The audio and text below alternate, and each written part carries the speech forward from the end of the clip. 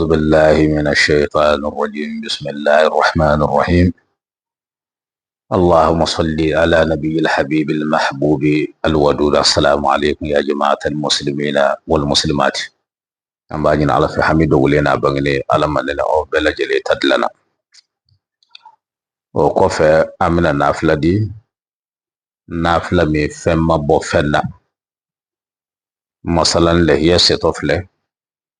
تجيجي تقليل كافيتنا لهي سرونينا ibake ka kon yalle ya ka se semene kili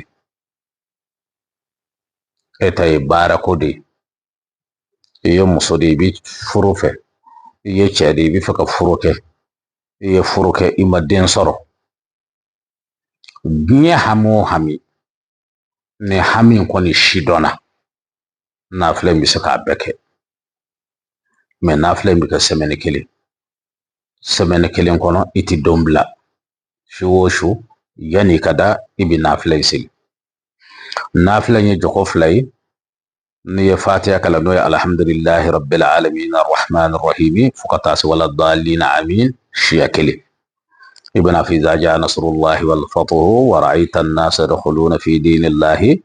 أفواجا فسبح بحمد ربك واستغفره إنه كان توابا شياكلي نية جوكوف لك بتهيك إبي سلام بلا ابن فأستغفر الله شياكم يستغفارك الدرون واتما صلاتو من يرا كانك كبير كدو صلاتو يرا كونا شيا كلي نوي اللهم صل على النبي الحبيب المحبوب الودود يباك جت دج من بيكون دو الفلا ودي بيبوني محمدو واتما نيتلا لدر يبولوجا يكافوكو على كرا كوسو يبنك فو سمن كلي نسمن كلي دفرا يبنا تمرو كسني نام كنيا ووتي مينا فويتي مينا تمرو كسي كنيوما ibani dembi kono dane fle bi duwo daka iye bare ke semene kele na fla ke hami min koso i boda tamore ke bisoro ka tamore taka bo wal mal ni raka dokon nado e ba tla dem senu ni ngon che fukata aba woni kele kofe o kisi ka ala fle na ala na ala ka sunu manan ka nya hamo hami kama fo ala ka boda do dima juru de bi law ibi bare de nyino furu kodo tama kodo bana de bi ka mana bana do de bi yara la nya ko be ka furama sorala nya ko do bi jaka na flen ka semene kili